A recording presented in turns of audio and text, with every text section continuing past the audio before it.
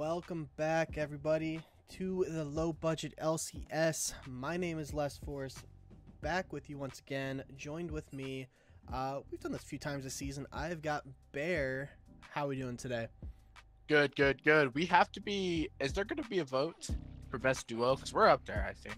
Not to, I really liked when we did the best casting duo. Unfortunately, at the time, Bug Force didn't win, but it was an honor to be on the ballot and receive votes. And these guys are actually just very quick here. It looks like we're about to be ready, so I'm going to switch over and fill up the draft link while you tell us what's at stake here tonight. What's at stake? We are in the best of 16 for the commercial playoffs right now. Winner gets to go on to the quarterfinal, right? Or some? Yep. No, this is the round of right? 16, so it'll be quarters after this. We're on the Sweet 16 right now, and we're moving on to the Elite 8. Is the winner of this? The winners will face the other winners of High Alert Henchman versus Monkey's Revenge. So here we go. Vegas saying that when Arena comes back, we need to have a caster tournament. We'll dive into that, I think, during the spectator delay. I'm curious what the duos would look like there. So we have about eight solid casters to go off of. As we do see bans are starting to come out. We see Vi being taken away by Taco Bell McNuggets. I think there's going to be a lot of... Let me just double check the lineup here. Dogs at Bark, from what I've seen and heard, their 80 carry, Matt C. Super strong player. I think I actually played top lane for him last season, but this season has gotten a lot of high praise. Whereas I think Taco Bell Nuggets have a much more like rounded kind of approach, as there is the Jinx ban. You got to do that at this point, or pick it on one. But yeah, don't know a whole lot about Taco Bell. This is the first time on stream this season. Yeah, it seems like a well-rounded individuals. They are brand new to the league. This is their first season. I know they have a lot of competitive experience between them. So we shall see if it translates. Big revelation from Sammy Two Slap here in the chat saying that Bear is biased to High Alert. I think they're paying him. Now that is possible. Well, the owner does have to get paid by the business, right? So it's not True. It's not an outlandish statement coming out from Sammy Two Slap. True. You'll have to take that up with my CFO. Him. Already with the him jokes. Here we go. Zeri takeaway as well. Seems like a brat prio. Zeri Jinx obviously is a good takeaway for right now. Super strong meta champs. Seems like we're double banning top lane. Interested to see what's going to go on here. Yeah, a little bit of interesting differentiations here. Lil Dude Lilia and Cygenesis, both members of Group B this season, pointing out that that Taco Bell McNuggets are a strong team despite the goofy name. As they are going to pick that R1 or B1 Volibear. Assuming that's a jungle. Could be a flex, though. Yeah, true. The Volibear's looking really strong in the jungle. This PTA, Divine, or Centered Sky build has been doing a lot of work. I'm excited to see the answer. So, now we'll see if this gets picked. It does get picked, and when I was going back and looking how the season's gone for Dogs at Bark, I think I saw at least 2 pop-off Twitch performances from Matt C. So this is clearly comfort. Twitch is one of those characters that you typically wouldn't look to blind, but Matt C, they're throwing down the gauntlet. They're saying, you gave me my pick, I'm gonna make you pay for it. You are gonna need a support that can kind of enable that, though. And when I think of Twitch, I think of Lulu. Absolutely love that. Yeah, that duo is really good. I think that it's kind of showing that they want to play for this strong side bot lane. As you were saying, Matt C kind of like the person to watch here. Lulu Twitch already going into the enabling, kind of revealing the plan early, and we'll see how it goes. Caitlyn is looking to be the answer. Yeah, it's kind of the risk. You pick something like Twitch, pretty low range, kind of a weaker early game, quote unquote. kind of get countered by something like Caitlyn that's super long range, super oppressive early. Now, do they pair it with like a Lux? Do they pair it with Morgana? Actually going to be the Shen blind pick top. I know you're a big fan of this champion right now. Shen is, in my opinion, super not broken, but like almost right there at the cusp, especially in these fives. They have the Taco Bell McNuggets has the perfect front to back comp that I've seen. Kind of like this volley Caitlyn Shen. Malphite's gonna be the answer. Still kind of indexing into this peel with this Twitch. I can respect it. I'm here for it. Yeah, Sammy making a good point in chat that technically the Shen could go support. Definitely, I don't know if I would call it River Shen because I feel like you want your support to be there for your Caitlyn, but certainly, I mean, Shen, with like the flash taunt, maybe go ignite, certainly could be a kill bot lane for the Kate. We'll have to see. Right now, they, Dogs That Bark are assuming that this is going to be a Shen top lane. As we see the Braum get taken away. Not a whole lot of mid prio so far. Just the one ban away from Dogs That Bark. Yeah, it's kind of like I wonder if it's just like they aren't worried about each other's picks, or if they just feel like they could just go kind of even in lane. Nico being taken away, just as I say that. Nico also super strong champ. Silas take away as well. You gotta take it off the table. You pick Malphite early. You just can't leave Silas open. I love that ban away. Plus, things like Luluar is also pretty decent. Can help peel for yourself or the Caitlyn. Ruffian calling for the Lux or the Karma. Obviously, Karma has been everyone's favorite champion this season. Everyone loves the Malignant's RQ poke. As you do have a bear fact. I don't know if you caught that. I know you're preparing some new ones for today. Some new ones. Yep, I'll do it during our 3-minute timer. Just to keep the flow of this draft going on. But we will do it. So I think gotta pick Zach. So very tanky, to surround that Twitch Lulu. Zach, certainly a competent jungler at the moment. Typically, I feel like you've been seeing a little bit more top lane, but can't go wrong with those two strong tanks frontlining for the Twitch. A couple of tanks on the side of Taco Bell McNuggets too, though. Gotta pick support, and then you're gonna have to blind something mid lane. Going to be there is Karma. I'm assuming. I mean, this could be either, right? Support or mid. So you kind of have this flex open right now. What you want to do, kind of deciding. I would love to see kind of like a high damage mid laner here, kind of like like Yone would be pretty cool, even though Malphite's on the other team. Something like that of the sort, though. Yeah, I think the Karma mid has kind of fallen out of favor a little bit, so they're gonna round out their comp with the Victor. So we're in for a treat, everybody. LBLCS Victor, get your critical thinking caps on. We're going to overanalyze this build to hell and back. Certainly not going to go the right thing, and it's going to be answered with Aurelion Soul Hover. Very strong champ at the moment, and that's going to round out our comps here. I love that pick from Dogs from Bark. I think the early kind of laning phase is pretty bad for Asol because Victor can kind of bully him out, which everybody can bully Asol pretty much. But I think if this goes into like those later stages of the game, I really like Dogs That Bark's composition. Yeah, a lot of carry potential on Dogs That Bark, and a lot of people that can enable those carries, but a lot of early game pressure on the side of Taco Bell McNuggets. And if they can, kind of get the game's pace going in their favor early, get those grubs, get those early dragons, it is going to press a challenge for the dogs to kind of keep up with the Twitch, with the Aurelion Soul. So we'll let them know we're ready. And should be loading right into pick ban.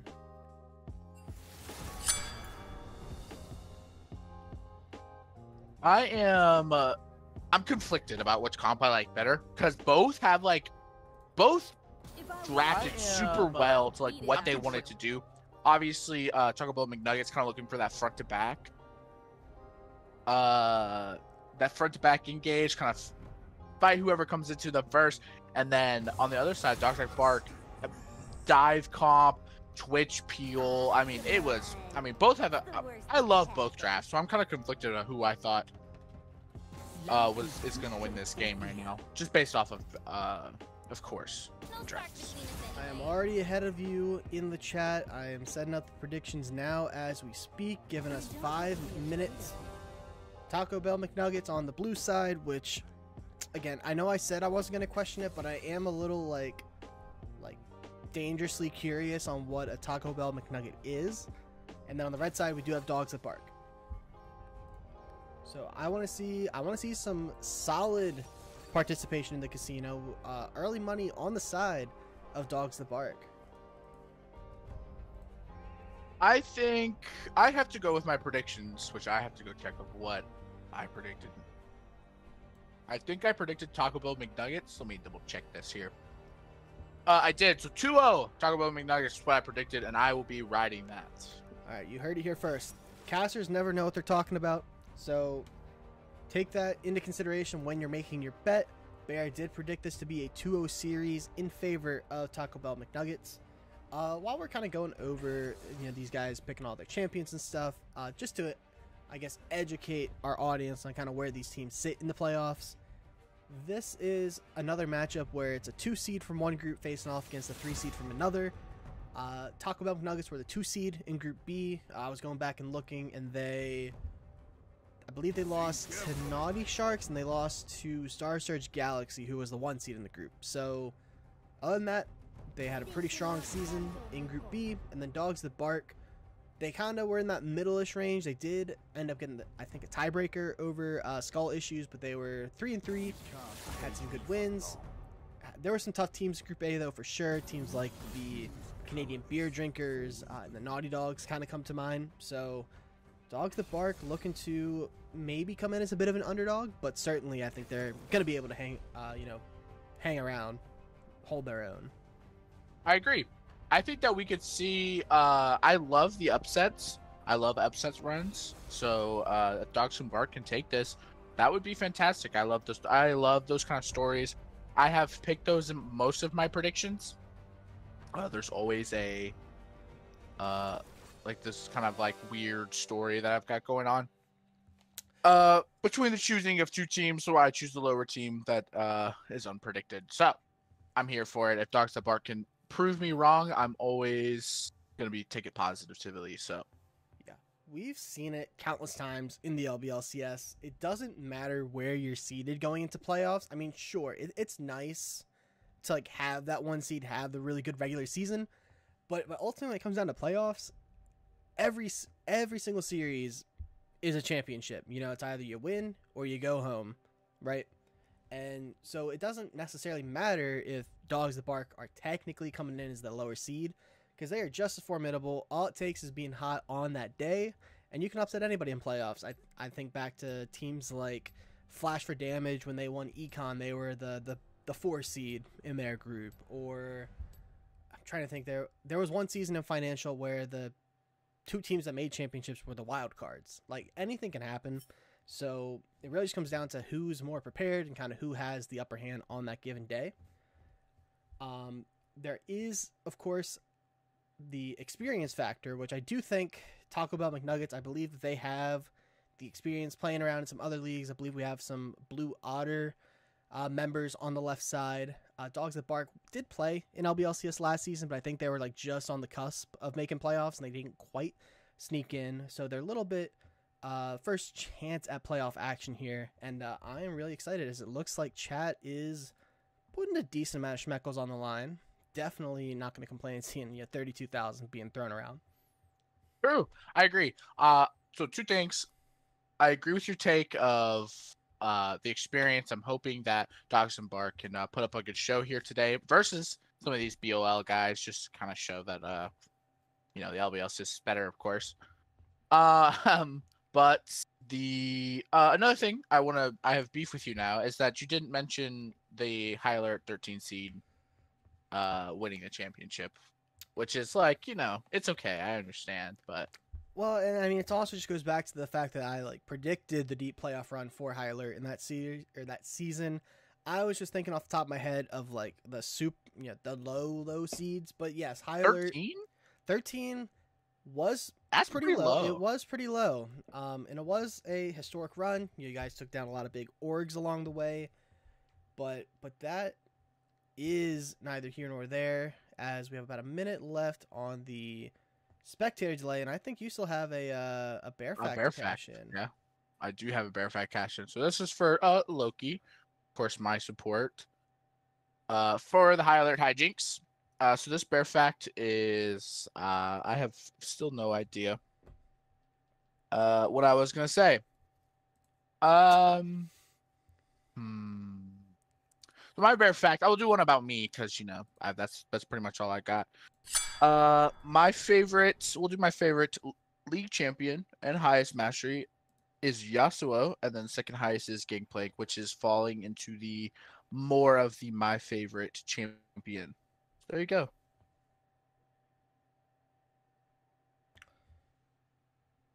There you go. That is your bear fact. Stopwatch saying that we're a little low. Interesting. Typically, it's been a little bit the opposite as we're waiting for the client to load us in here. I can go ahead and turn up bear just a little bit. There was that little brief moment where I turned off the music, left a little bit of outside ambiance, and so it looks like we are in, but then of course with the Streamlabs update it hasn't been as cooperative. We are going to hope we can hear it, but I can see that Twitch or the viewers cannot see it. So let me go ahead and pause here for a second.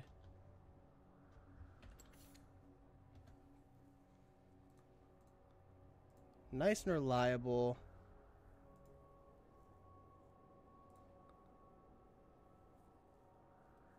Let's switch back. This is why we're the low budget LCS, of course. So we're gonna pop back in here. Not sure why it's not cooperating. And truly low budget.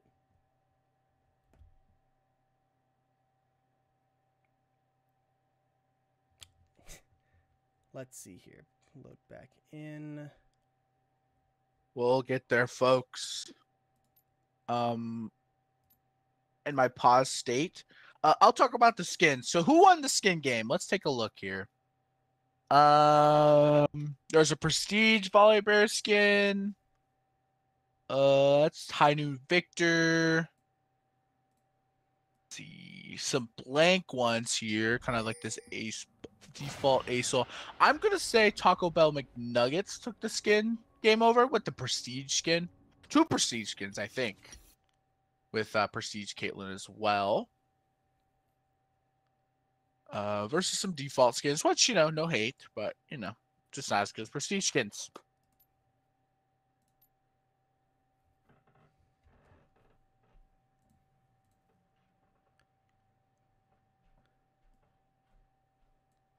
There we go. I think we're, yeah. It's not a. I'm not sure what the scene issue is. Unfortunately, looks like we should be coming back in here, as, of course, looks like we unfortunately missed a kill before the game even started. Looks like Victor was able to pick up a kill on Crestfell there. Assuming there had to been some type of invade shenanigans, but we'll get this all nicely set up for you guys. Apologies for that brief delay there, and we are in the game. Perfect. Yeah, just an early kill picked up on Victor. Gets some really good. It helps with the kind of that upgraded E and Q on his passive. Kind of gets him towards that trade. Gonna go on here in the top lane. I guess we should make sure at the same time I am at 43, 44, 45. Oh my god. You are way ahead of me. I am way ahead of you. All right, I will go ahead and pause. Let me know when you are at 255. Or what time are we at? We're like 10 seconds behind. All right, 10 seconds. 49. We're gonna get to sit here and watch Crestfell for a moment. 54. 55. Perfect. Yeah, All right. early trades going the way of HamCam up in the top side. Crestfeld gonna have to play careful there. They do have the flash, they do have the TP, and they do have the wave coming into them. But Shen has that early game pressure. Back when I used to play top lane, I do remember this being kind of a tough matchup for the Malphite in the early game. Yeah, I would expect to see Malphite kind of. I mean, just in a melee lanes. Malphite, you know, the Q max is really, or W max, I apologize, is really good because you do get that bonus armor, which I would imagine. HamCam doing a lot of damage, not gonna be able to pick up the kill, but Volibear is coming up, and they could look for a dive on this big wave. It looks like the bully is looking for it. They do both have flashes. HamCam trying to prep this wave. It's gonna be a super close timer here. And here we go. Who's going to start the tank? It's going to be HamCam on the top side, and that's just going to be a nice and easy kill. Ooh, man. Over the top. Bully picks up the kill, and HamCam going to watch this farm die under tower. Really good, really well executed dive. You know, HamCam started the dive, took the tower aggro, and the bully was just able to clean up with the E. From the Volibear. So, but we are seeing maybe another early gank here. Level 3 Scuttle is looking. Yeah, Scuttle is going to go in. Q not going to quite connect onto Travis, and that's going to not hit the Karma W, but that's a lot of damage back onto the Zac. Probably going to look to head for a quick reset. We do have Grubs and the Dragon coming up in about 30 seconds. Bully is, meanwhile, being a bully on this top side, taking away the Krugs, maybe looking to go down to the Raptors as well. And should be in a good spot to get this first set of Grubs. Yeah, this is what this I mean, the ASOL lane just kind of enables, or doesn't enable you to kind of get this early game prio. Victor obviously can take good care of that. He can kind of poke and prod and make sure this ASOL can't get go move to these objectives. So talk about McNuggets, get their choice of what they want to play for. So far, early game looking really good for TBM, up about 1,500 gold. A lot of that, of course, on this Volibear. Super strong early game jungler. You know, has that easy CC, has a lot of early damage. Volibear is looking like they went out for a reset, so they're going to get up the... Oh, I forget what that item is called. Is it Tumbler? Or Tunneler? Really strong item at the moment. Should help get these Grubs if that's where he chooses to go. He's actually going to walk out bot side. Is a little bit of trading. Doesn't get us too far bot. Yeah, I love the state of this. You're kind of watching, you know, Caitlyn trying to do her best to make sure that Twitch can't farm without losing some of his health, as we see this trade go on in the top lane, which I love. I love watching top laners trade. It's my favorite. And we're just kind of seeing like what this this buffed up Shen, you know, they gave him a couple more AD so that this early levels were easier. Ooh, we might see a kill. Flash used. Oh, I am in a pause. So we do not actually see a kill potentially coming up here. We are stuck at 6 minutes. Oh, mine's fine. I'm at 6:30. Very, very interesting. Spectator client has been kind of bugging out the past couple weeks. Let's see here. We'll give it a second, see if it's just buffering for some reason, and then if not, we'll have to reload our client once again. Yeah, it's kind of been on and off all season. I remember early in the season, Spectator client, like, it was down for like a whole week, if I remember. And then it was working well, and then the past week or so, like last time I streamed with Zodiac, and then when the chance streamed yesterday, it wasn't quite working. Go ahead and reload this as quickly as possible, and if it doesn't work, I guess we will try to pull up your screen. We go ahead and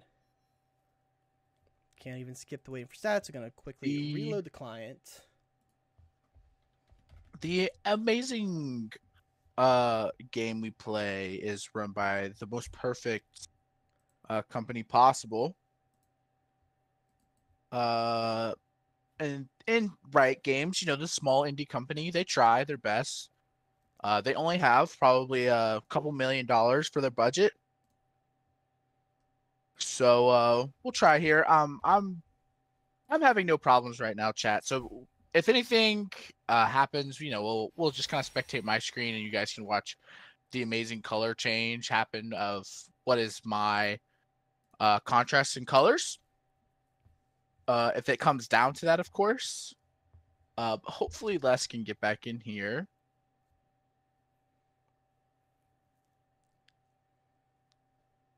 Let's force. I know we have kind of this minimal range of knowing what's happening, obviously, and we have only consumed about 6 minutes of content. But how do you think this game is going? I think early game was going pretty good for Taco Bell McNuggets. You know, Volibear was doing what he needed to do. You gotta make early plays on early game jungler. It looked, of course, we didn't get to see the one kill. The second kill, we were able to catch that being the dive. I think that was just super well executed by that top side. But again, you're playing the late game on Dogs That Bark. You're not picking Acel and Twitch and looking to really contest in those first handful of minutes. You know, you're trying to just scale up. You know, maybe play it a little slow. So we pull this up. Yeah, I certainly don't think it's like the end of the world. You know, you lose. I mean, Malphite, one of those picks that's just going to be super useful no matter how the early game goes. So I would anticipate that in this game that we are unable to watch, that Volibear and company did take one of the major objectives that spawned at first. They did. They got the dragon. Just to clarify, they got the dragon at 6:14. So right about where we weren't able to continue watching. As I'm giving this one more attempt to pull up on my screen.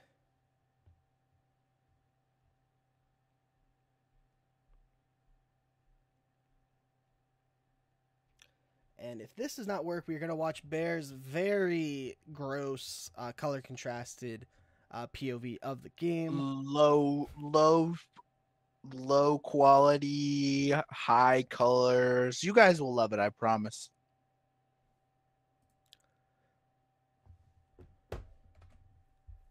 Chad having a lot of talk about bread. Yeah, I think I'm seeing bread that is like objectively good, right? You know, based. you can't. I feel like you can't really dislike bread. I think you can dislike kinds of bread. Yeah. You can dislike kinds of bread. Like, is there any sourdough haters out there? Not me. I love sourdough bread, but I've heard that sourdough isn't very popular. I don't know why, but I've heard rye sucks as well. Pointed out by that boy Truth there.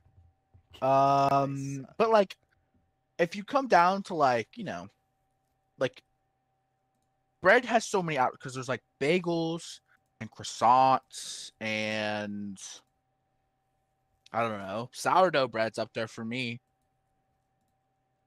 Get your multi-grain.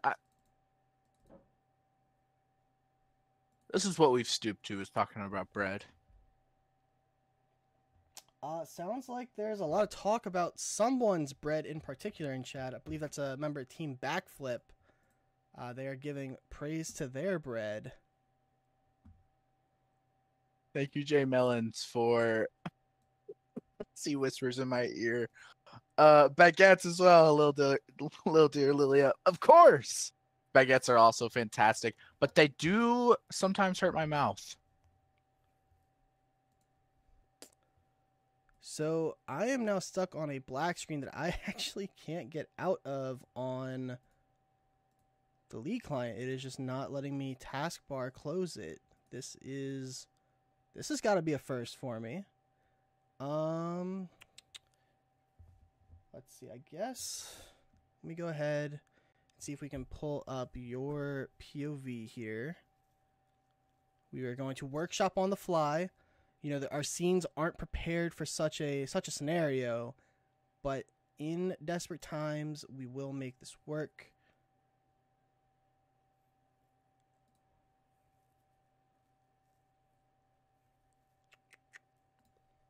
We're getting there, folks. This is the lowest of budgets.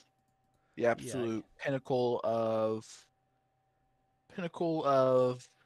budgeting. yeah, I can see that I got a system error that says that a critical error has occurred in the League of Legends client. I can't say I've ever seen that, and it says that the process may appear unresponsive during this time, which it certainly is appearing to be unresponsive.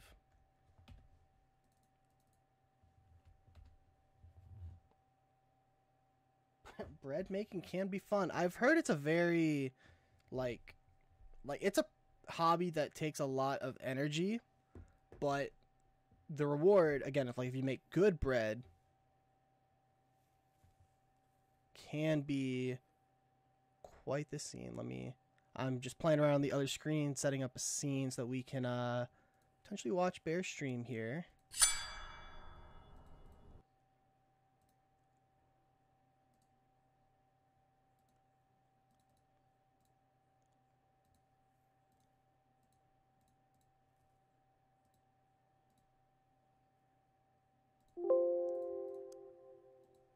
As we now are just at a nice old black screen. As I'm reading chat here, Crumb Talk, I cannot get behind that pancakes are bread. I don't think so. I think that it's a total separate thing. It's like its own entity. You had it there for a second. Yeah, but the problem is that my the League client is mercifully letting me out. So we're gonna switch over here for a second, get us set up to watch your screen, and then switch it back over. Yeah, it just sat me there for quite a long time. Let me go ahead and switch to new scene, screen capture, and all right, we're workshopping, people. All right, so now I'm okay. Now, away. and then drop it. You see that little thing below it? Little people below it. Arrow below the stream, like where the actual screen. Hold on, I am like right, where our people are. Where our people are. Yes, there we go.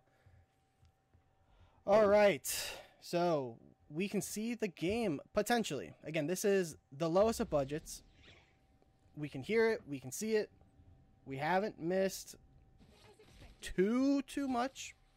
Again, this is actually calling to the low budget at an entire new level. We did see that. Oh, it stopped at 7 minutes. Are you? So we did all of that for 5 seconds. For 5 seconds. Don't worry, guys. I hope chat really enjoyed those 5 seconds. So this does confirm that it was a problem with the client, not necessarily a version or an issue with us. As we do see Bully going in for a flash there, going back and re-watching. Going to be 3-0, and then we get paused here. So yeah, I guess we'll have to wait and see here for a moment. I do think potentially they're out of their game. No way. Well, maybe it was no. Yeah, never it crashed. Mind. Yeah. It crashed, everybody. We tried. We gave it a heartfelt effort. Riot Games is a great company. So I guess what we can do, because it could just be a one-game problem, because this was yesterday when LeChance and Vega were streaming. Game 1 went totally smooth from what I could tell, and then Game 2 is the one that crashed. So potentially, we could get to watch Game 2. Restream the game from last night. Yeah. So I think what we could do is maybe look to vamp and filibust for a little bit. Again, very unfortunate circumstances. The spectator client just isn't working at the moment, and that's really kind of a shame because this is our playoffs, right at the start, and I'm sure that that's like at the top of their priorities. But yeah, I was really excited to kind of see. I mean, we saw some really awesome early stuff from the Bully. We just saw, again, them picking up another kill, kind of running the map in the early game.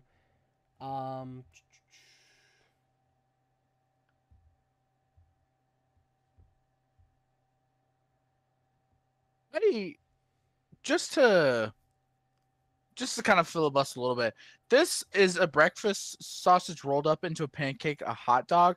I think I'm more leaning toward it's a corn dog. I don't think I can get behind that it's a hot dog, but corn dog could be argument, but it's definitely not a hot dog. Well, hot dog's just a hot dog, right? I mean, True. if I mean, it's like classic. I mean, don't get me wrong. You know, what are we describing, like a pigs in a blanket type situation? Is that what I'm? I think that's what they're describing. A breakfast sausage wrapped in a pancake. All right. Well, corn dog's not a sandwich. We're like, no, this is just not the direction I think that we can go here. A corn dog is definitely not a sandwich. That is wrong. Then what is a then what's a beef Wellington? Is that a sandwich? Is a beef Wellington a sandwich? That's just crazy to say. I feel like the answer is no. 100% no. But There's no. Very frightening. I just don't believe you. I just don't believe that you think that a beef Wellington is a sandwich. Yeah, we can take a look here and see if they are. Of course, they are in game at the 22-minute mark. But yeah, unfortunately, it looks like the client is just going to not cooperate with us tonight. So I think unfortunately we may just have to call it. I mean, an early stream. I mean, I could certainly sit and talk about the complexities of sandwiches for any amount of time. You know, whether or not at least another hour. At least another hour. If chat would like to simply just sit here and discuss, I mean, we certainly could do that. And potentially, I mean, again, for all we know, it is just that one game. Could be back in a jiff. But let's see. A sandwich? Well, that is true, Lil Deer. You don't need meat to make it a sandwich, but... You don't? Oh, like a... Wait. Hold on, let's dig dive into that. It definitely needs to have meat. Oh, well, I guess a PB&J. Well, yeah, I think you just kind of like... Never mind. Debunked. Yeah, bread with content between it. I mean, because again, if a sandwich had to have meat, then that eliminates like a huge population of people from being able to enjoy sandwiches, which are, yeah, grilled cheese. Again, not meat. Good takes from Creme Talk. I mean, you were losing me a little bit with the hot dog, like a pigs in a blanket situation, but you earned some major brownie points there. I think that... I agree. This grilled cheese take is 100%. Are you seeing this? I mean, grilled cheese is one of my favorite foods, personally. Oh, 100%. There's a grilled cheese restaurant near me that does like different types of grilled cheese, which is like crazy in my mind because like, how can you turn a grilled cheese into like something better? But dude, it is gas. They give you like a little tomato soup to come with it. It is gas. No, but the problem, very frightening, is when you say bread with stuff between it. I feel like that's just like... Well, then like, what's a burger? A burger's not a sandwich. I mean, I feel like a burger's a type of sandwich. Like, or maybe it's like a cousin. They're definitely in like the same family. I think they're like... I don't know. I could not get behind a burger. I think a burger is its own thing. Surely we can't, because it's. Does the bun count? Because like it's a different type of bread, because they're buns and not just like regular bread. I mean, but then you have like lettuce, like the ones where they have like lettuce, a lettuce burger, and that can't be considered a sandwich. It's a burger. But it's still the same essence of what a burger is, no? And I mean, in my mind, I feel like a burger is close enough to... Because the structure's still the same, right? You know, if we have like a ham cheese sandwich, what does that consist of? Bread, cheese, meat, bread. And what's like a cheeseburger? Bread, meat, cheese, bread. All right. So according to Google, this is according to Google. Yes, a burger is technically a sandwich. Google's never lied. Abe Lincoln told me that. Never lied. Yeah, I've never heard. Oh, wait. This is November 3rd, 2015. A burger is not a sandwich. It's a whole article. Deep dive into case study on the Similar burger sandwiches. Similar does not mean that it is. See? There's a crucial word this definition lacks is buns. So hamburgers are a burger because of the buns, but it's not a sandwich. But aren't buns just like a type of bread, which is the essence of what a sandwich is? Like I'm not saying that a burger is indirectly a sandwich, but I feel like they're not different enough to where I could like definitively say a burger is not a sandwich. You know what I mean? That is a... Wouldn't there be a million their own things that are very similar to sandwiches? Knox, a hot dog is not a burger. See, yeah, I don't agree with that. That's crazy. That is insane. That is a take I did not expect to read today. I mean, a hot dog's also not a sandwich, so like now that you're making me think about it, by my own definition, it's bread, meat, and then bread. I don't know, chat. Knox may have just like turned my whole world upside down with that one. I'm gonna need to take a couple years to think about that one. But like, if you take 2 pieces of garlic bread and slap spaghetti in the middle and sauce and meat, is that a sandwich? Are we calling that a sandwich? According to this definition, maybe it's at least on the table. Oh, don't even get me started on calzones. Oh my god, that is for a calzone is a calzone. Spaghetti sandwich. Yeah, that is crazy. Are calzones in like the pasta family? Like I feel like they belong there more than they do the like. Well, it's a pizza. It's more of a pizza thing. Would you call a pizza? Just because you could fold a pizza into does not keep that in the sandwich family. You know what I mean? I feel like pizza's pizza. We could call it like the Italian family if that better suits the crowd than the pasta family. My sincerest apologies. I'm more of a calzone is a pizza burrito than a pizza sandwich. Sloppy Joe. I mean, I'm just reading chat and we're just throwing out all the different types of like ambiguous food options. A pizza burrito. That's gotta be one of the craziest things I've ever heard, by the way. I mean, what are we supposed to? Someone get Italian disgrace Giappi in here. We'll see what he says. Yeah, truly the He's expert. Italian. Probably asleep at this time. Respect your Italian elders. That boy Truth not happy with our discussion about Italian cuisine. Okay, but like, what's the best kind of pizza? Chicago, Detroit. I think there's Detroit pizza. What's another? Oh, New York, obviously. I mean, deep dish is pretty good. I haven't had like the true authentic Chicago style deep dish, where it's like the sauce on top of the cheese. That looks a little funky to me. I personally am like more of a fan of like the fluffy style pizzas, like the thin crust is like not for me. The paper like flatbread style, no thanks. But like a nice fluffy dough with a thick crust. I don't know what you call that, but that's my take. I think it's like, is that like it's like hand tossed? Like, what is that? I mean, that's what the option of Domino's is, but I don't think that's like the official, like the scientific name. No, see, I just don't like. It feels wrong, very frightening to say that if you put 2 slices of pizza together, like, does it meet that criteria that I gave? Yes.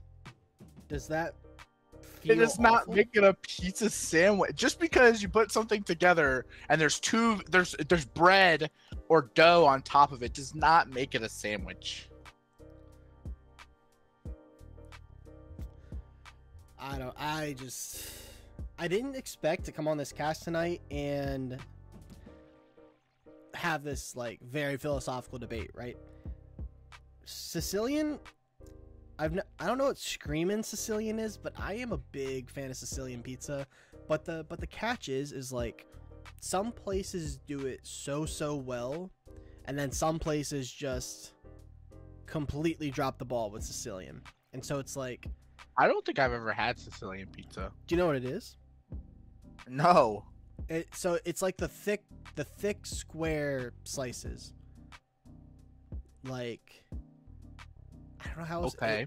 So instead of like in a triangle, it's a pizza. It's like a shape of a rectangle, cut into squares. It's probably like, it looks like lasagna, I guess. It looks like lasagna. Like in terms of like the structure. You know how like if you cut a lasagna, it's like that big, fluffy square. No, I know this is off topic, but do you even like lasagna? That is neither here nor there.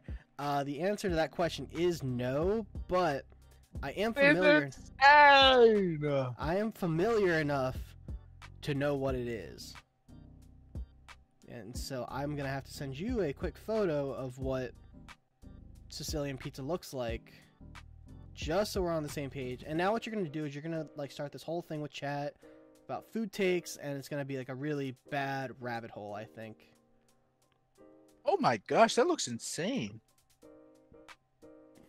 That just looks like, okay, that's kind of interesting. And Luffy's in chat now, and we're talking food takes, so bring it on, Luffy. You're gonna talk about like mayonnaise on like ramen, or what was it, like mayo on mac and cheese. Like just bring it out. Krem Talk has had the craziest take tonight with lasagna is spaghetti cake. I don't even want to be a part of this conversation anymore. Is he wrong though? I feel like you cut lasagna the same way you do cake, and lasagna has a lot of the properties. You cut Sicilian pizza as the same way as you do as a cake. So is Sicilian pizza doesn't make it cake? Pizza cake?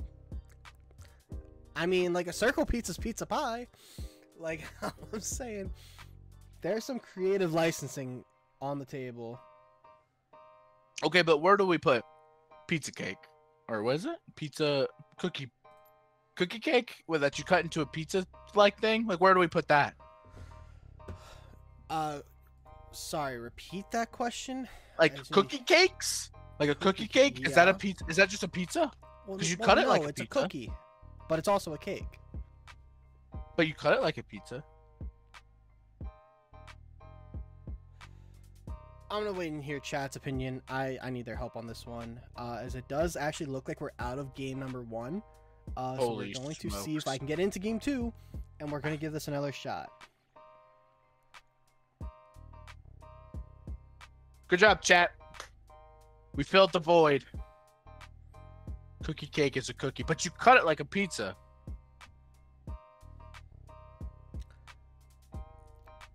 And so is it a cookie pizza or is it a cookie cake? Is a cookie cake a cook? It's both. I mean, it's in the name, right? It's both a cookie and a cake. I don't see the confusion. I think it's pizza. Luffy, you can cut cookies like pizza. You see, we've really just gone down a very deep rabbit hole at the moment.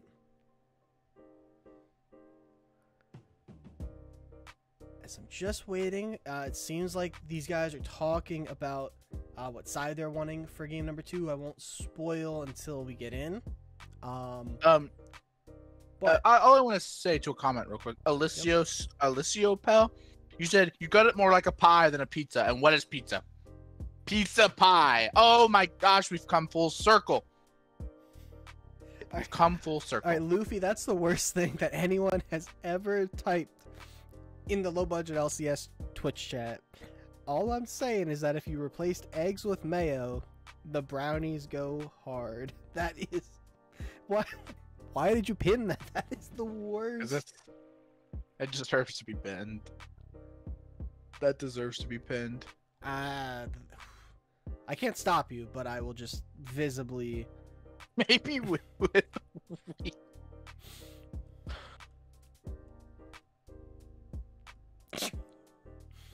Who won the game? Did we know? Do we know?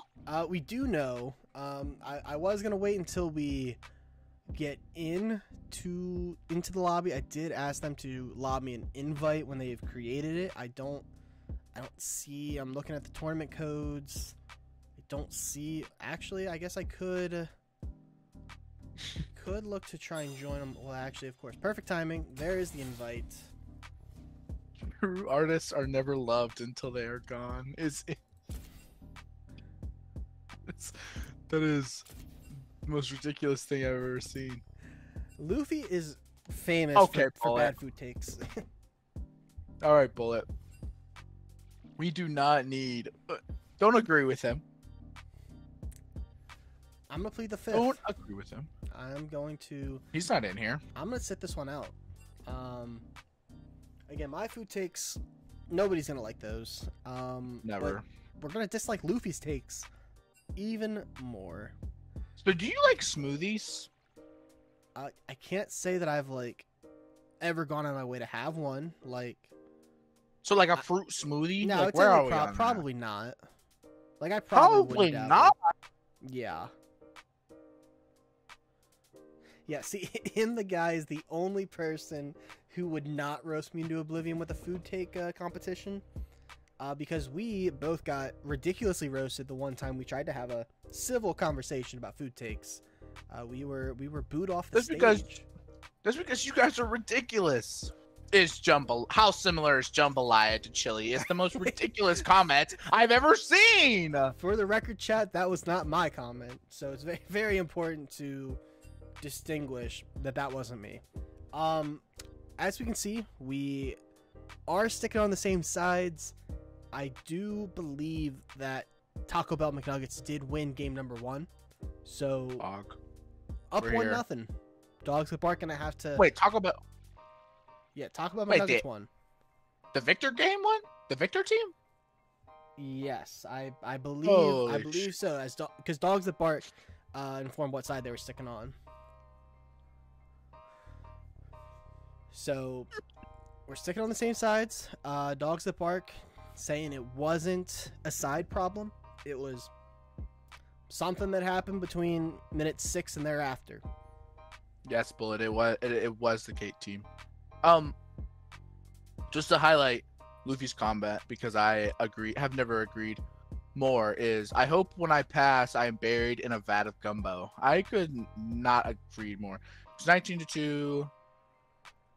Yeah, wow. So it sounds like Taco Bell McNuggets had a pretty good game, as we are getting the giraffe lull link here for game number 2.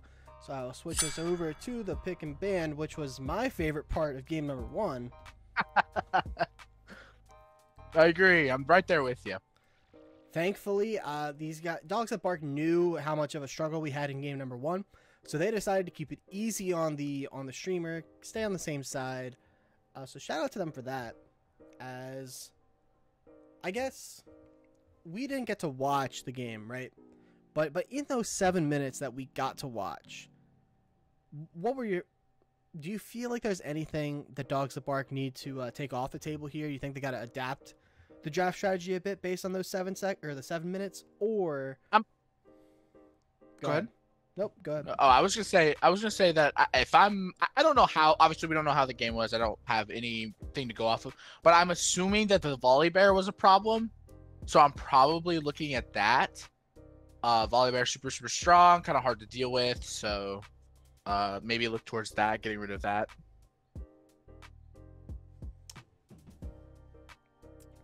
Yeah, I think Bully super. I mean, you're just making plays everywhere on the map on the volley bear, which again is something you kind of have to do. It's one of those picks where like you don't really translate that well into the game if you're not making plays happen. it doesn't play super well from behind. So I like that. It sounds like it went pretty well for the bully for Taco Bell McNuggets. But I did like the tools that I saw come out from Dogs That Bark. And again, we didn't really get to see how it played out. So I'm curious if they have anything else up their sleeve. Agreed. I think that we have it's a 3-game series. Anything could happen, and I'm excited to see what Dogs That Bark have adjusted to maybe, kind of give them maybe a little more early game prio. I could see that being an issue because you kind of drafted this Malphite, Zach, Asol, Twitch. So maybe something with a little more early game prio might turn their direction a little bit. To answer Truth's question, technically in terms of seeding, Taco Bell McNuggets are the favorite coming into the series. It's a 2 seed versus a 3 seed. But actually it looks like, never mind, we are going ahead. Thought we had a couple minutes there, but we are live with the draft, and we will see what for adaptations we see from Dogs That Bark and what counter adaptations we see from Taco Bell. Yes. Also, have we paid out the Gamba? We have not. I will go ahead and pay those out here very quickly. And then, of course, Little Robot Man with his famous quote, "LaChance looks toes." Old reliable, LaChance looks toes. Testament is always time. True. I actually got a good little paycheck there. And look at that. Your prediction came true game number 1. Will it come true the rest of the series, though? As we see, I think these are the same bands. Mordekaiser and Alawi, a lot of respect being paid up to that top side. And Taco Bell McNuggets are saying, hey, if it's not broke, don't fix it. Running back to the same 3 bands. True. I hope we see the Volibear band here, because I feel like if they just leave it open, they're going to be one of it again. But we'll see. That's what I think. Your hand's a little forced, I think, by Dogs That Bark, especially from what we saw. Volibear made those early plays. They're actually going to take away the Victor instead of the Ari, which does leave open the Volibear. Do Taco Bell McNuggets want to run it back? Does the bully want to have back-to-back Volibear duty games? About 15 seconds left to this side. I believe they are the captain of their squad, so I assume it's up to them. And there's the hover, and there's the pick. This is what I love that they're able just to lock it again. I'm excited to see what Dogs That Bark have to the answer for it. I think there's quite a couple things that you could go maybe into the ADC style, something that can kind of have that spacing with it. You can kind of play this like Kaisa or Smolder or Ezreal.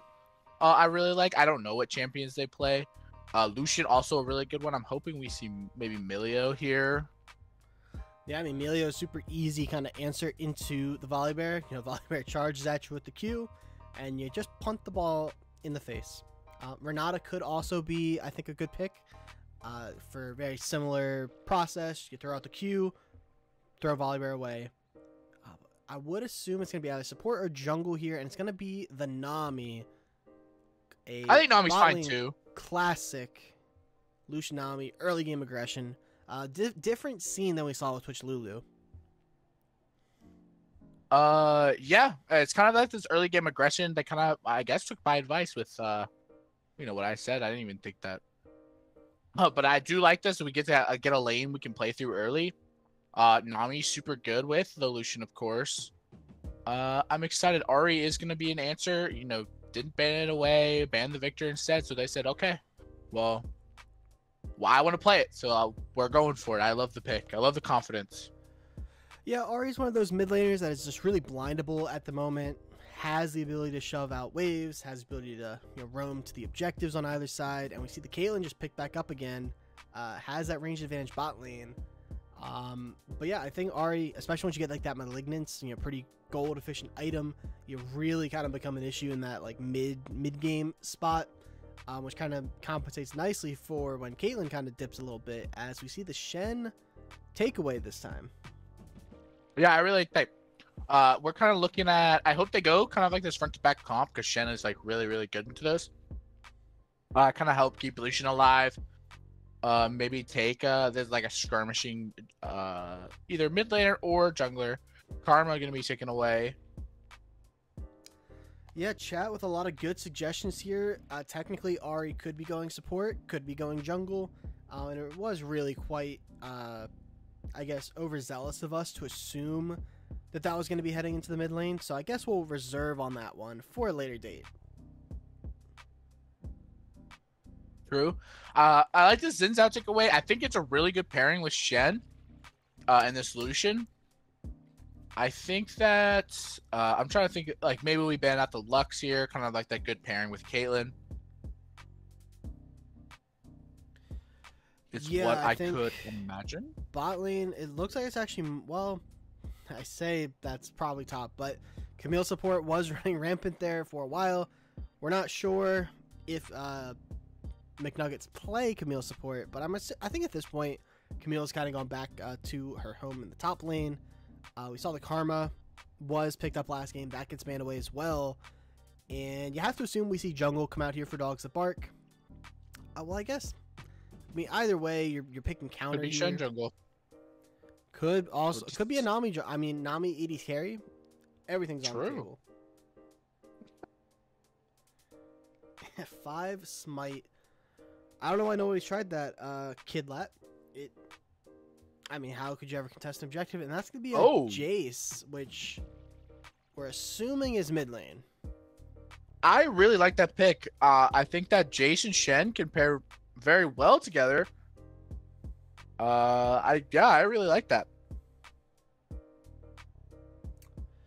Yeah, Jace, another one of those champions that has a really good like early to mid game. I feel like you're going to want something in the jungle that can kind of look to contest with the Shen, with the Jace. But on the other side, you've got support coming out right here in the Thresh, another classic bot lane, Caitlyn Thresh. And I think you're assuming this is going to be top lane. Yeah, I think it takes away some of the safety. The Thresh picks takes away some of the safety that Nami and Lucian have in the early game. Because if you do get that hook, because Lucian Nami kind of wants to play aggressive, and Thresh is kind of okay with that. You've got the flay, you've got the hook, so. Ooh. It's gonna be the set, which is another matchup. I think that is kind of a tough one for Shen. From what I remember, of course, that was quite a long time ago that I played top, but you pretty much hold the E for whenever Shen looks to taunt, and then you just kind of negate it, right? Counter pick here, saving jungle. A little bit interesting draft here that we B1. Oh my god! And that is an Evelyn hover, and that is an Evelyn pickup for Dogs That Bark. It's solo AP.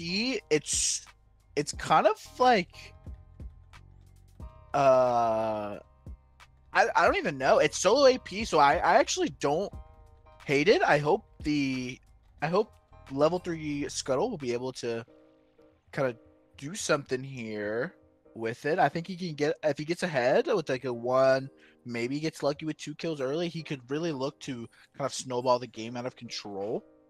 Because that's what Evelyn does best. Yeah, Evelyn kind of a snowbally pick. Kind of, hey, do or die. This is win or go home for Dogs That Bark. And level 3 Scuttle putting it on the line with the Evelyn.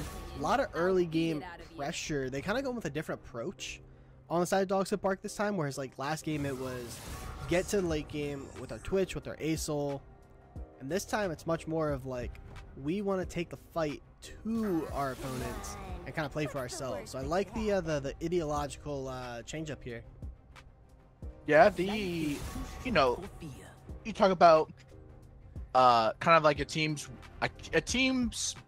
ability to adapt to kind of what their enemy team wants to do. I feel like this is a good answer into what Taco Bell McNuggets want to do. I think that Dogs That Bark kind of found the game plan, maybe didn't have good success with like this late scaling comp in game 1. So they adapt, and here we are.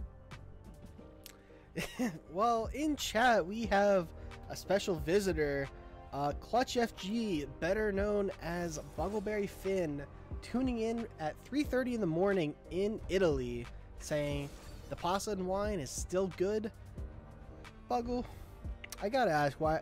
I mean, I guess, you know, vacation time, it's like do what you want, right? But 3:30 is pretty late, you know, regardless of where we're at. You know, I hope you're Like, sleeping. are you waking up now, or have you yet to go to bed? Is the real question. Based on the way I'm reading that message, it sounds like he's just like been enjoying himself. Hasn't gone to bed yet.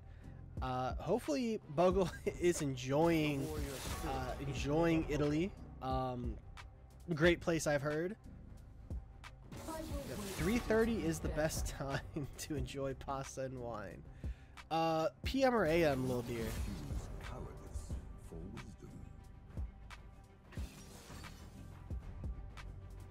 I'm about to drop that. King J Blue looking to go all in this time. So far, early predictions in the favor of Taco Bell McNuggets. Now I don't remember who was mentioning it last game or the last series I was streamed, or at least the one that I watched, but someone put it really beautifully where like game 2, it always feels like a good bet to bet on the team that needs to win that game, right? Because they're the ones that kind of have the pressure on them. And maybe this is just like narrative based analysis, but like I feel like that works out a good bit of the time, you know, like betting on the Luffy. Taco Bell won game number 1. Also, just to highlight another Luffy comment, I believe as I often enjoy pierogies at 3:30 in the morning. Based pierogi fan as well. Lustverse, who do you got? I mean, I think obviously you look at the comp of Taco Bell McNuggets and they have a lot of the tools. Even though we see some different champs kind of fill those roles, we see a very similar kind of like process, you know, as to how they won game number 1. But again, I think my idea is just that the dogs that bark have to win this game. Again, if they lose this, they're out of playoffs and their season ends. And there's just something about like having your back against the wall and having to overcome that adversity that I think I'm gonna go with like my heart, and I'm gonna go with dogs that bark. I can't bet, of course, because I do have to pay out the predictions. But if I could bet my schmeckles, that's where I'd be going. As Luffy gifting a sub to that boy Truth. Shout out Luffy, thank you. Even through your bad food takes, we still love ya. What about you? Where are you looking to bet your schmeckles? Predictions stand. I predicted 2-0 Taco Bell McNuggets. I will continue with my prediction of 2-0 Taco Bell McNuggets. You heard it here first. He was right the first time. Luffy voting for the entertaining jungle pick. Evelyn certainly could be a pop-off threat. RSN Travis could be in some trouble if Evelyn is allowed to get a little fed. But again, the pressure's on. You know, Evelyn, Volibear, both these champs. It doesn't feel great if you don't get that early advantage. You know, especially on something like Evelyn. You know, if the other team's able to like outpace you. It's kind of hard to run in a competitive setting. So a lot of pressure on level 3 Scuttle. A lot of pressure on, I guess, the solution Nami. You know, one of those lanes where, again, if you're not kind of pressuring early, doesn't feel the best into the late game. That one item power spike is kind of like the key spot for Matt C and I believe Psychotic Chainsaw in the bot lane. So looking forward to seeing how this goes. We got about a minute left on the spectator delay. Current looking at the predictions. Looking pretty in favor of Taco Bell, but there are a lot of schmeckles online. Clutch has gone all in on the dogs that bark. I don't know if that's the pasta or if it's the wine talking. He said I went with red because color of wine, so I'm assuming it's the wine talking. Assuming it's the wine talking. Yeah, I'm excited for this game. I think that jungle will for sure be the lane to watch. Jungle and maybe this mid matchup. It's kind of like my ideal thing to watch. I also think that Lucian Nami can be very scary if they do get that, like, you know, just those little leads, like the one item at that one item spike. If they can kind of time it around the objectives, I think this could be it. We are hopefully, fingers crossed, loading into this game. Again, we had many problems last game getting in to watch, as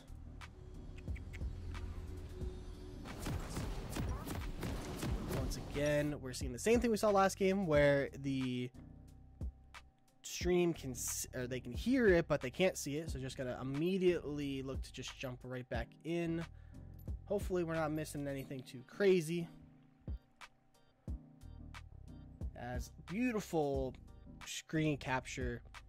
Actually, looks like there we go. Only one try here, so go ahead and pause there, Bear. I will let you know when we are back in, and we're gonna cross our fingers that we get to watch this game out.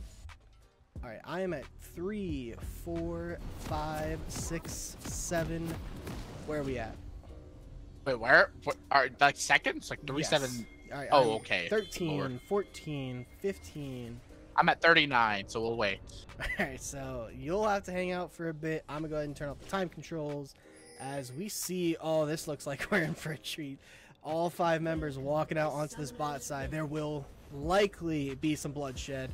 There will be some summoners spent, as we are at 34, 35, 36, 37, 38, 39, 40, 41. Assuming we're on the same page. Yep. We're good. All right. Taco Bell McNuggets, they are keeping this invade going. Shen does have the taunt, and that's actually going to be a hook in onto the Jace. Flash does get popped, and Crestfell has to get out of there. No flash burned, but that's going to be the taunt start, and the flash from Jace just for the thresh hook. Yeah, super good. I can't believe no one died. I was kind of excited, hoping it was going to be a little bit bloodier, but, you know, I'll take what I can get around here. As we see, maybe a re-engage, or maybe some poke coming out. Yeah, looking to just be aggressive into this Evelynn. Volibear, again, we should expect to see a lot of early game pressure. Could look to see some invades onto Evelynn. Doesn't deal well when things want to get in her face. As we see early trading in the mid lane go in the favor of Billy Willard. That's going to be a tongue twister. Say that 5 times fast. Billy Willard, Billy Willard, Billy Willard, Billy Willard, Billy Nope, Willard. not fast enough. Made you like triple it. Oh. Oh, the hook there. Thresh trying to thread the needle. Doesn't quite connect there. And we're just kind of going lane to lane, seeing good trades coming out for Taco Bell. Yeah, you kind of love to see it. I'm kind of worried about maybe this Volibear coming mid after this Jace flash. If Ari can start, you know, kind of poking, get these electrocute procs off, it could be really dangerous for this Jace. Yeah, we see the pressure here. Matzy gonna get hooked up there. Has to burn the cleanse. Pay and respect. Good level 2 advantage there from the first ET. I'm assuming it's ET. Getting that summoner, and Crestfell gonna pay respects to Ham Kim on the top side. Yeah, it's just kind of what you want to see. Shen has a really hard time with trading into set, obviously because of the passive. I'm pretty sure. Oh, good trade in there. Ooh, the charm does hit, and that is a big minion wave. Circwave's gonna take a lot of damage there from the Ari. Gonna be able to walk it out though. Yeah, we're seeing this kind of what the flash burn can look like when you don't have it on Jace and you're playing into these Ari lanes. It can be really dangerous. You know, Ari likes to trade pretty heavily, especially when she goes electrocute. So, Jace needs to be careful for sure. Yeah, looks like Volibear gonna skip their Gromp. Gonna look to establish Prio on the Scuttle, deny level 3 Scuttle from getting their kin, and they're actually maybe looking to invade on these Krugs. But it looks like Evelynn will get out just in time. Ooh, it's gonna be close, and the Q not able to connect. A lot of damage up here again. Topside, good taunt there. Going to try and do as much damage as possible. That's a massive haymaker. And meanwhile, we're back to the bot side. Lucian does not have the cleanse. Gonna trade actually pretty decently. Could have been a lot worse. Yeah, we're seeing kind of like what the set Prio likes to do. He's able to trade, stack up the grit, get off those big W's for the those favorable trades. Travis is doing really well with zoning off and using the range. Are just gonna see this hook come out. The first ET, is that what we? I think it's ET. On? You know, like the alien. like the character from the movie like 40 years ago. Kind of crazy to think about that movie's that old. But yeah, that's where I'm going with it. And if it's not, I apologize. Wow, a lot of damage from Billy. Yeah, really big chunk right there. This is only just Doran's Ari. That level advantage kind of showing. Oh, Crestfall maybe in a little bit of trouble here. Taunt is down. Hamcam is pretty low. Haymaker going to connect, but Crestfall might be able to walk this one off. But that's going to be a hook in on to Psychotic Chainsaw. The play coming in, double play. Psychotic does have to flash away. Ignite for flash and heal coming out from the Nami. Yeah, I mean, first ET showing like really good proficiency on this Thresh. Hasn't really missed the hook, it seems like. Hamcam looking to kind of get this wave under. This mid lane push is going to Ari, which is hard to push against Ari already. But Jace looks like he'll collect that. Maybe looking for this first dragon. Yeah, we're seeing a little bit different. Last game we saw the Bully go and steal some early camps in favor of, in the Dogs That Barks side of the map. And this time we saw level 3 Scuttle go and invade, but now it looks like Bully might catch Evelyn trying to do this dragon, and is instead maybe redirecting towards that mid lane, but they are on vision, so not going to be able to make that play happen. Yeah, we're kind of... Oh, man. Going back in, a lot of damage there. The Haymaker coming through, not going to hit the sweet spot, but that is still a solo kill in the top side for Hamcam on this set. Yeah, really good. He's playing the script very well. Kind of showing the proficiency on set as well. This team looks like they know how to play these champions really well that they've chosen. Yeah, big CS advantage built up here so far for Hamcam, and that is without a reset. I mean, really just has the boot, so this should be a pretty nice reset for the set. And meanwhile, we do see Dragon getting taken early in the favor of Taco Bell, and fingers crossed that we get to watch this one out, because this is about the time where I think your stream collapsed, right? I didn't make it this far. Yep. Around the 7-minute mark as we're approaching. But this is going well for Taco Bell McNuggets. You got this like 600 gold lead. It looks really good. Set's gonna have a really nice time into the Shen now. With the Phage and with the dagger purchase. It'll be a struggle. It looks like he's building into that stride breaker. Good damage there from Matt C, enabled by Psychotic Chainsaw. Certainly, I think bot lane's been going pretty solidly for the Dogs That Bark. As we do see Evelyn looking to get a reset off, and back to trading up from the top side. Taunt comes through, damage looking solid, but then this is where the problem comes in. The Haymaker through on the set, and you can just see that item advantage. Trades going heavily in set's favor. Yeah, the Bullies caught them. They're between a rock and a hard place. Hook comes through, does not matter. Kill goes over to the Thresh, and Shen thought there was going to be more action and did TP down there onto Matt C. That's it's some really big cooldowns used on the side of Dogs That Bark. This Stand United. Charm gonna connect there on a Cirquaze. E away. Evelyn trying to come up. Do they look for the flash play?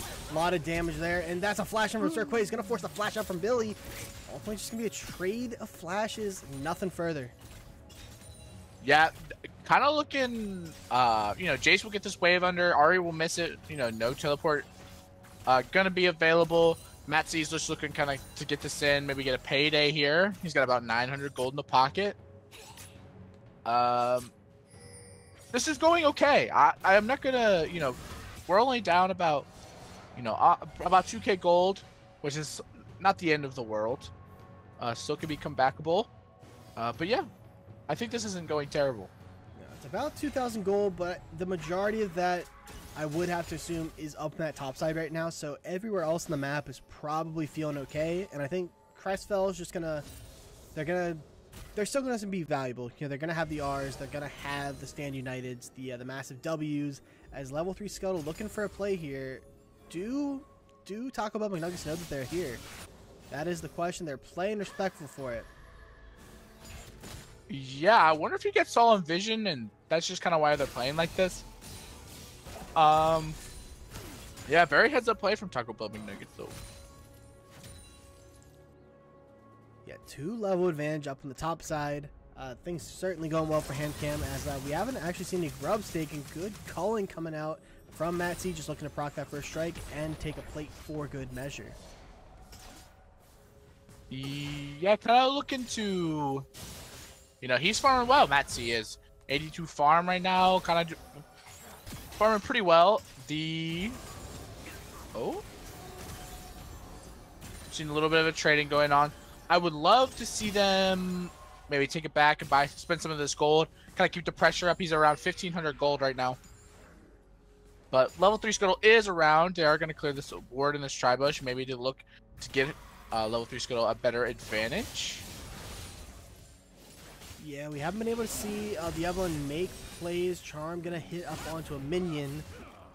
They are maybe looking here to invade. There are no Raptors. They could look to go Krugs. Volibear is actually invading on the other side of the map. There's Taunt in there from Crestfell, taking the fight to HamCam, but I think HamCam is okay with that big Haymaker coming out, and Crestfell's going to have to reset here, you'd have to imagine.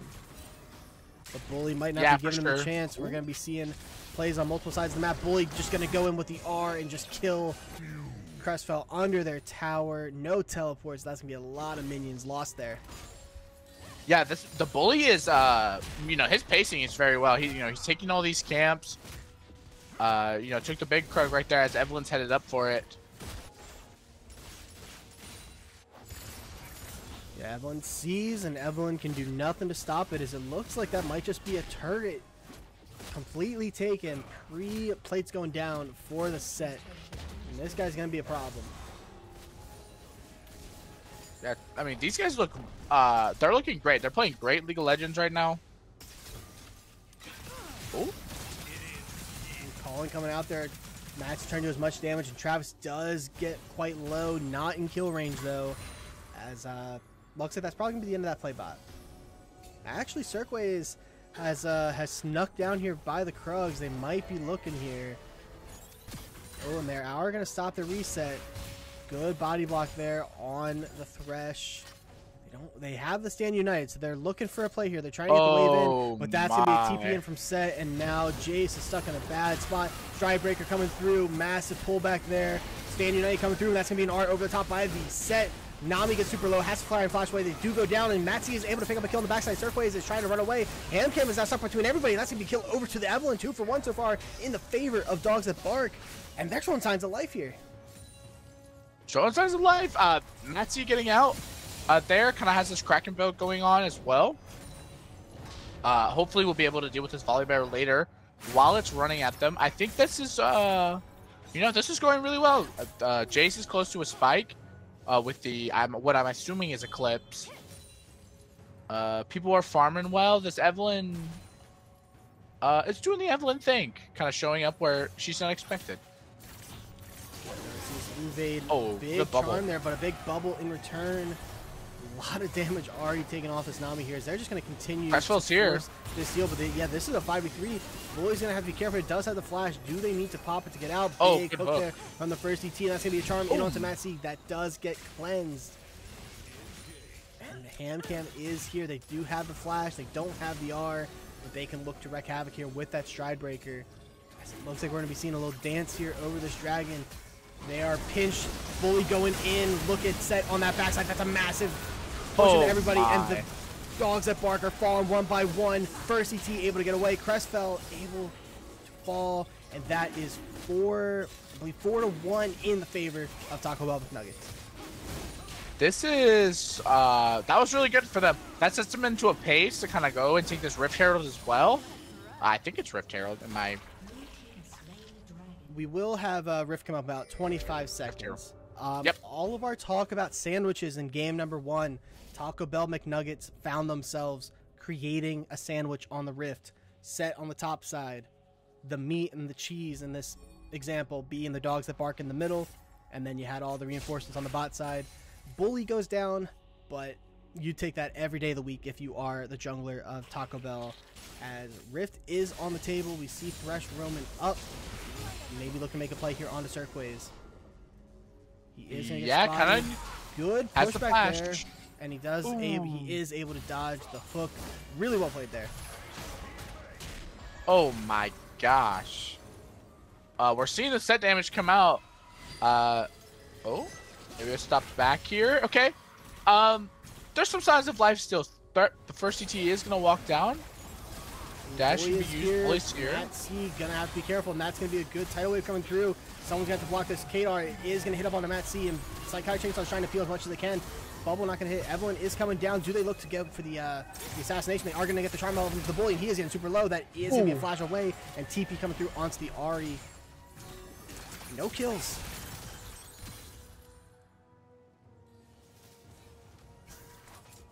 A lot of low health bars in this game, I feel like. Yeah. I feel like Taco Bell McNuggets is getting away unscathed as we are seeing this set flanking. Set is flanking onto the J. Stridebreaker does connect. E does connect. Looking to pop the Haymaker. Does have the flash. Not quite able to Showstopper available. Stand United. They do get the ultimate out of the set, or out of the Shen rather. You'll take that if you're going for the slow rotation by the set. Yeah, for sure. Showstopper. A key thing to note here is that Set didn't use Showstopper, so he still has his ult available to kind of send, the front line into the back line of Docs at Bark. TP going to be used by Cirquaze. I think that... Go ahead. We see Rift getting taken up there. Dogs at Bark is trying to get money onto the solution. We've seen Matt C have some really good fights. We see them having those 2 kills. They have the Kraken. Building up towards that second item, and that is an objective bounty in the bot side. You will take that for the Dogs that Bark, but man, it's this early game pressure that we've seen in both games from Taco Bell McNuggets. They are looking really good.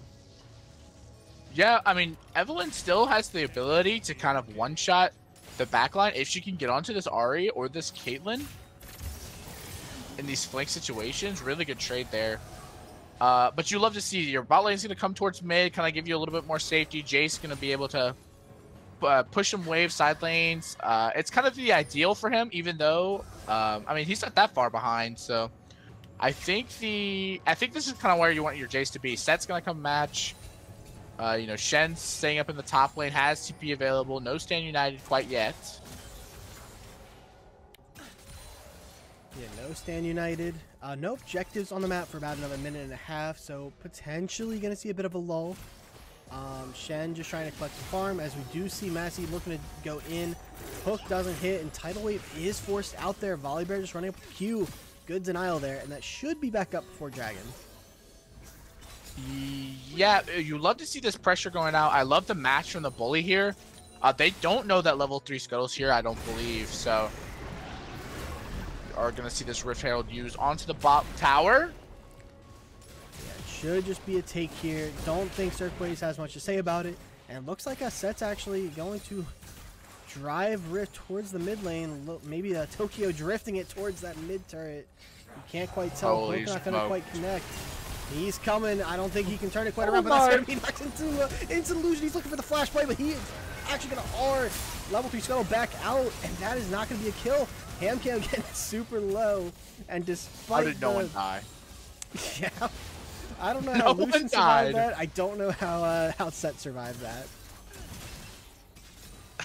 That was insane. A super big play. Oh my gosh. She's gonna get hit up there. Good play there. RS and Travis trying to do the damage that they can. Again, these health bars, that is near execute range for the Caitlyn on that R. Matsy gonna have to back this one up. This is insane. These teams are non-stop fighting, showing that they can, showing that they can scuffle a little bit more. I love this. I love this kind of gameplay from Dogs That Bark. I think they're, while the gold may not look it, I think they're matching it quite well with pace. Oh, Bully gonna be coming in. Looking to go in. Q not gonna hit up on anybody. You're just gonna have to run that one out. Meanwhile, back in the top side, good E away there, but he is going to hit up by the E from the Set and just getting ran down with this lethal tempo. Does not have the R available. does have the haymaker still, and they are going to pop it, but it's not going to get the kill. Yeah, that's a really big Stand United up now. So this, it's good that the set's keeping up the pressure.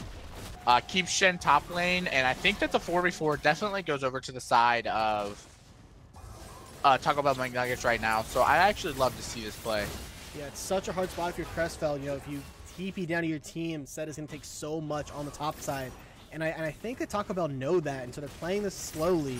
They know that the dragon isn't the objective here. The objective is getting this TP behind. Yeah, that's a TP in the backside. Bully going to flash in, and that is going to be so much damage on a level 3 Scuttle. Doesn't have the ability to get away. Kill goes over to the Bully, and I think that's the end of the fight. But Matsy actually trying to pump onto Hamcam. Good Lantern out there. 1-0, and the dragon. Yeah, this is a good heads-up play. Trying to push mid. Billy Willard will answer that. Kind of stops with the momentum that they were having in the mid lane with the push. Drag gonna go over. That is the soul point with the Cloud Soul. I think Cloud Soul's the best soul for Volibear in general. He runs at already like 25 miles per hour. Now he's running at like 45. So it for sure feels good. That tower just getting destroyed. Man. Set is just going around the map, collecting these towers left and right. Took 2 top, took 2 bot. This guy's a monster. Has that hull breaker. Yeah, this the two item spike on the set. It looks like he might be going towards it's either Stojan or Cleaver. I'm gonna assume Cleaver though. Looking to do a lot of damage. If he gets his hands on like this Shen and throws him into the backline, it will do a lot of damage. I mean, he will probably nearly one-shot Matt C if he gets onto him. Yeah, so much pressure on Matt C here. Has the damage, has that Navori, has put a lot of damage into the members of Taco Bell McNuggets, but is Volibear scary. Crestfeld going to go in onto the Ahri. Does have reinforcements coming in the way, but Hamcam is here. Hamcam is going to pull him back. Haymaker looking to come through, and it's actually going to be a kill over to the Ahri. And this could be a Baron look. I mean, 35 seconds, gonna be a close timer. Yeah, I mean, Hamcam is putting on this performance here. He is sprinting up, so maybe still 26 seconds, 24 seconds. What you have to remember is that this Crestfeld can come and join with Stand United. He can be there quickly, right out of space. So out there, a lot of damage onto the Caitlyn. Not going to be a kill, but this does release some of that pressure that you have with the Shen being down. Didn't really lose too much else for it. Yeah, we're seeing Jace going up and collecting this top wave maybe. That set's pushing kind of. We see level 3 Scuttle just kind of farming, hovering around mid, hovering around mid. I love to see it. He's playing this game very well. Hamcam in dangerous territory, looking to maybe take this red over and gonna run away. Hamcam's a big boy this game. I think that that he likes those odds up by the red buff. Is gonna pay some respect though. Let Evelyn have it. Gonna reset here.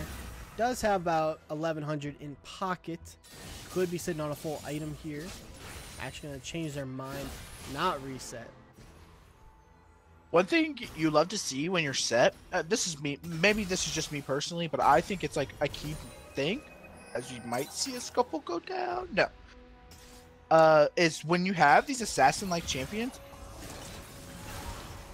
Oh? We're looking tidal wave again, getting popped there, but just to be able to walk this one out. Again, no objective really to fight for at the moment. I mean, Baron is up, but it doesn't look like Taco Bell are looking to force it. They're looking to get some damage in onto Bully. He's actually going to go in with the Unstoppable, and level 3 Scuttle just gets first on the scene. Cullen coming through, but now it's looking like that's a Baron angle for Taco Bell McNuggets getting this mid shove. Yeah, I think that. Oh, Haymaker going to do a massive chunk to the Shen. Oh, good my hook gosh. from ET, forcing out the cleanse.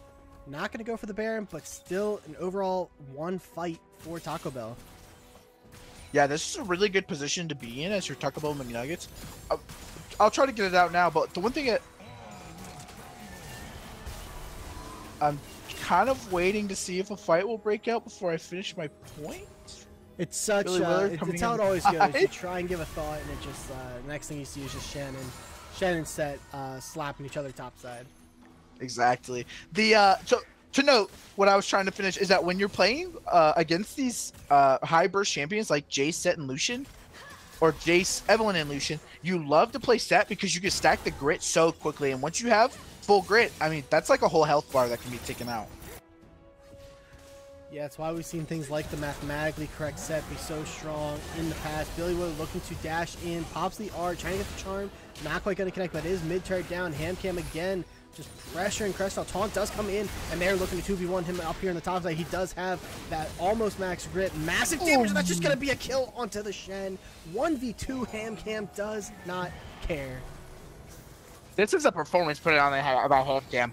You know, he's got the Thunder Sky. Massive hook in, that's going to be a flash in for Billy Ray, and Matt C just gets popped. Massive tidal wave, but the bully does not care. Pops the turret, and they're trying to hold the line. Dogs that bark, trying to hold off Travis and company, taking this mid turret.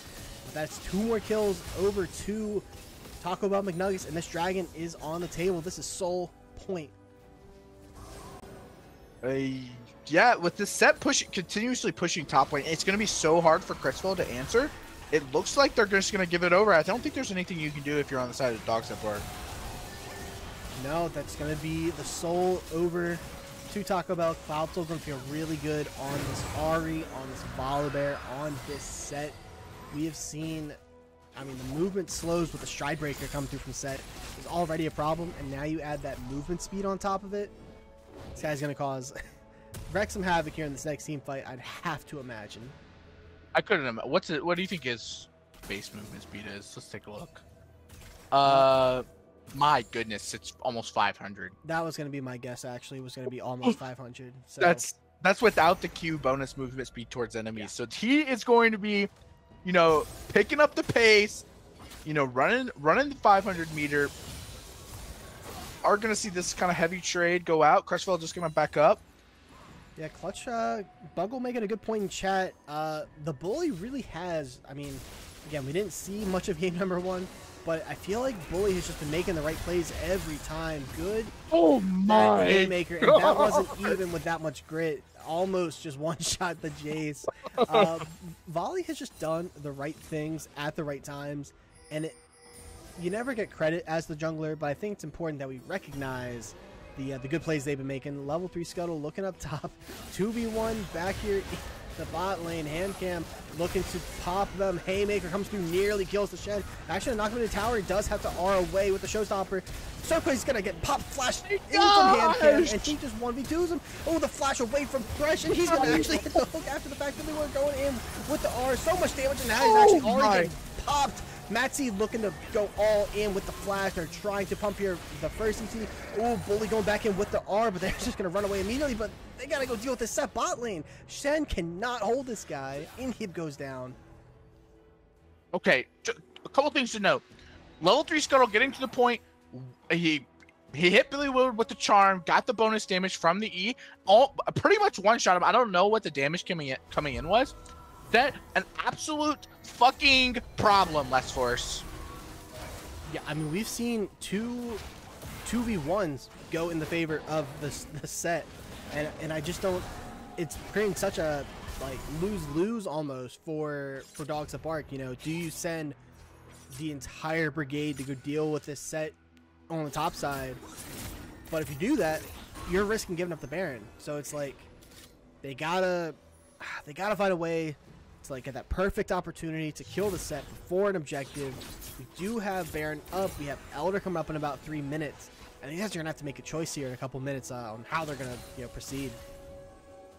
Yeah, I think that if you're on the sides of Taco Bell McNuggets, I think you start it like soon. You know, you have this Ari bot lane, doesn't have the TP, but can be very quick with this Cloud Soul. Sir Quasi does need to be. Oh, 1v1. A lot of damage coming through onto the Jace. I don't know if Ari still wants this. Does have to pay some respects here. As we see the Death Brush is set up. Hamcam gonna see the Evelyn does hit the E, and Evelyn has to R away immediately. Flash out, R over the top. But look who's caught. It is the Nami, massive haymaker, and that is just a kill. And they could look to Baron here. Evelyn low, Nami down for 35 seconds, and they are booking it with that Cloud Soul. I am getting so excited for every time I see Hamcam and the grit go all the way up. I want him to one-shot somebody so bad. He's nearly done it a couple times. Saw it on the chase in that bot side. Baron is getting started up here. Ari is looking to play bodyguard, but looks like the call from Dogs That Bark is just try and push mid out, get these objective bounties, because Elder is where they're going to have to kind of like do or die. Yeah, it's kind of what you love to see. I mean, you love like these these kind of extended fights. 30 minutes seems like a long time for what seems this game to be going on. Set's going on, like almost getting full build. He's on these 4 eyes, got the stairs. He is going to be a problem to kill. Yeah, at the same time, we're gonna hit kind of that classic League of Legends trope, right? Where like once you get to full build, you are full build, and like that is the strongest you're gonna be. So the pressure, as we see HamCam trying to do what I was going to say, and look to force the advantage. The lethal tempo is proc, and Crestfell cannot handle a showstopper over the top, cannot flash over the wall. Billy Willie does get popped in the bot side. Level 2 shell is able to pick up the kill, but Cirquays is left to dry. Ars and Travis is going to pick up that kill, and that is 3-1 in favor of Taco Bell. Yeah, it doesn't. They're pushing the pace really well. This 2-2-1 is looking really good. HamCam's gonna take this top inhib. No one's gonna be able to stop him. The bully is gonna be looking to go mid here. And that's gonna be the R pop. HamCam does come in over the top. Psychic Chainsaw just has to flash and heal away. HamCam is looking to kill Lucian now. Matt C trying to do their best. Pump the damage. Flash in from the bully. Does cleanse. Does not hit the E, but that is 2 more kills over to Taco Bell, and these towers are falling. They are pushing the mid lane, and that is going to be a 2-0 series victory for Taco Bell McNuggets. This was a crazy game. I don't even know, like, if we're talking about who the player of the series is, right? I'll just go ahead and starting the conversation. I mean, we didn't really get to see this the first game, don't know who really did, but the second game I'm seeing a almost 35,000 damage set, and that is more than their entire team combined damage. Yeah, HamCam was at a least monster in that game. We take a look at just to show for the graphs, because it always helps to visualize it. I mean, look at that set damage. Look at that Lucian damage, though. I mean, Matt C played out of their mind, I think. So many fights, got such low health bars, and just weren't quite able to get the kills. But certainly strong performance from Matt C. But HamCam, give him Buggle. He's going to go to sleep having nightmares of those haymakers. And I will go ahead and pay out our schmeckles to the blue side. More money. Woo! Made some cash today. Sounds like your math is bad as the... Yeah, I corrected it. Go back in the VOD. Alright, so if anyone from Taco Bell McNuggets, we'll take any... I mean, HamCam would be great to hear about the set, but whoever would like to come, and I mean, unless... I'm assuming you're down to do a quick interview, Bear. Oh, of course. Talk a little bit about how that game number 1 went, because we didn't get to see what happened.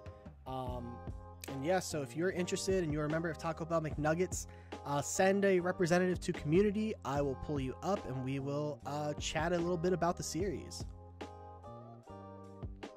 Give them a minute here as we do read the chat. Yeah.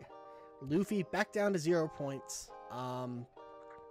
Truly a shame, as we do see a member, and it's, I think, one you'll be excited for. I see HamCam and community. We're going to drag them on up, and HamCam should be now joining us on the broadcast booth. How are we feeling after that game? Hungry. Hungry? Yeah, no, I didn't eat dinner, so I've been waiting to eat. I see. So I had to just had to get it done quick. Yeah, had to go get that dinner. Yeah, so wasn't particularly filling either. Oh, I see. So I don't know if you caught wind. Unfortunately, game 1, we weren't quite able to catch too much of the series. The spectator did decide to just crash for both of us. So we saw game 2, super, like, incredibly strong set. How's the team feel? Pretty clean 2-0. I think pretty good. We've got two moods. We're either great or eh. So yeah, I'd say we're feeling pretty good. Nice to hear. Bear, any questions? All right. We can ping pong here. As go ahead. Just want to say, one, you played the Set Shen matchup phenomenally. I loved the early aggression. I loved the build, looked really good. When you were around like 3 items, what was the mindset? Did you want to be in these like crazy, you know, like these random skirmishes happening in these mid lane and bot lane, or did you want to kind of just split more? So one of the great things about the Set Shen matchup is Set goes Hullbreaker. So basically, my job is to either pull 3 people over to me and then I 1v3, or I force Shen to TP away and then I just take their base. So it's a win-win no matter what happens. Especially with my team being strong enough that even if the Set ulted away for a fight, we'd be in a good spot. So I was in that bot lane when I dumpstered on the Shen and the Jace. I was telling my team, like, just take a fight. I don't care. Just fight. If he leaves, I take the base. So that's kind of just the game plan with the matchup. Yeah, I thought you played it super, super well. Obviously, you put out this incredible damage. Is the Set like a good, like a popular pick for you, or is it just something that you've kind of picked up? Yeah, no, I've been playing Set for a long time. He's definitely one of my favorite characters. He's got some good matchups. He's not someone I'll just pick blind, but when I know that like the enemy team can't beat it, I'm definitely happy to grab it. It's a pretty bad matchup for Shen, and I think the only other thing that Crestfall plays is the Malfighter Ornn, so it's a good spot. Especially because a lot of the teams in this league, they're playing like baby top laners who are just trying to peel for their ADC. So even if it was a proper front to back team fight, I just ult the Shen into their backline and the Lucian is useless. I love it. Tell me That's a great plan. Oh, go ahead. Go ahead. All right. Can you tell me a bit? There's one player in particular I want to go back to in game number 2. You decided that you didn't want to play League of Legends for a moment, and you instead decided to play. I don't know if it was Gran Turismo or Forza. You decided to take the Rift out after killing the tier 1 bot, drive it all the way mid lane, try and drift into the tower, but actually hit the Lucian there. What were the comms like in that moment? There were none. I said I'm bringing Herald mid, and then I didn't think it would go far enough, so I kind of just started driving at the Lucian, and it actually got there, but I missed my flash hold, unfortunately. Yeah, we were surprised that nobody died between you or the Lucian in that moment. It could have gone either way for sure. It was pretty close. He should have been dead, but I fumbled the micro on that one. Looking ahead, so obviously you guys have now moved on to the quarterfinals, one of the earlier series being played here in the commercial bracket. Have you had a chance to kind of look at what your path to a potential championship looks like? Is there anyone kind of like in particular coming up that's like caught your guys' attention? That could be you or the team, just out of curiosity. I don't know about the rest of the team. I haven't paid attention to anything. So I don't know what's going on. I don't know what the future of the bracket's gonna be like either. Yeah, that's fair. You're a top laner, I guess sent the multi-link the day before, and I go, yeah, no, this guy's trash. This is fine. Yeah, top laner coming in, you do your business, and you go home and you eat some food, right? Yeah, that's the hope here. I think it's taco night. It's taco night. It's not a Tuesday, but it is a celebratory dinner. Bear, any other questions? I'm good. No? All right, Hamkim, any shout outs while we've got you on the booth here? I'd like to thank my mom and I don't know, man. Not really. That works. Shout to mom. Yeah, shout out moms. Just the real rock of the household. Exactly. Yeah, no, very, very strong series. Looking forward to seeing your guys' series next week. I think you play either High Alert Henchman or Monkey's Revenge. Should be a good one, whoever comes out on that match. And yeah, with that, I think that's going to wrap us up here on the stream today. Again, apologies to all the viewers that we didn't get to watch a lot of Game 1. The 6 minutes that we got to watch were some of the best 6 minutes of my life. But yeah, clean 2-0 for Taco Bell McNuggets, and we should be back potentially tomorrow, potentially someday coming up soon. There should be another stream coming your way. Might actually have to look at the schedule and see what league we'll be covering. But that's gonna wrap us up here for today. Hope you guys enjoyed. Go enjoy your dinner, and hopefully Buggle has gone to sleep by now.